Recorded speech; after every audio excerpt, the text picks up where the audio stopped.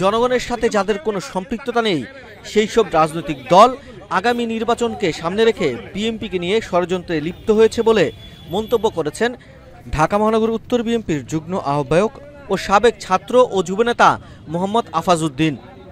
আজ শুক্রবার বিকেলে রাজধানীর উত্তরা 11 ও 13 নম্বর সেক্টরের জনপদ রোডে বিএনপির এক বৃক্ষরোপণ কর্মসূচি পূর্বসভায় প্রধান অতিথির বক্তব্যে তিনি এসব মন্তব্য করেন।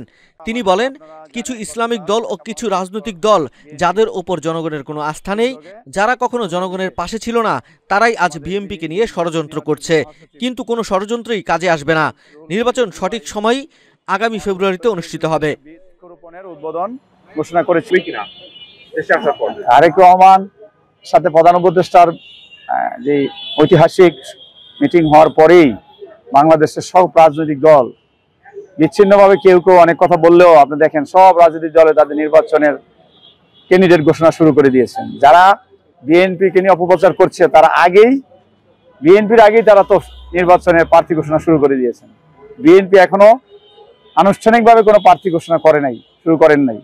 বিচ্ছিন্নভাবে অনেক এলাকায় হয়তো চেয়ারম্যান এবং দলের হাইকমান্ড সিদ্ধান্ত নিয়ে কাউকে বলেছেন।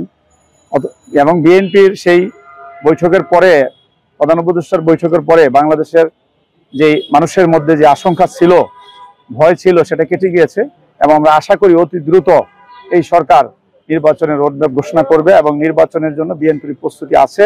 বিএনপি একটি বড় রাজনৈতিক দল, যে কোনো সময় নির্বাচন ঘোষণা করবে। বিএনপি নির্বাচনের জন্য তৈরি আছে এবং সব এলাকায় বিএনপির প্রার্থী একাধিক প্রার্থী আছে এবং বিএনপি নির্বাচন নিয়ে কখনো ভয় পায় না।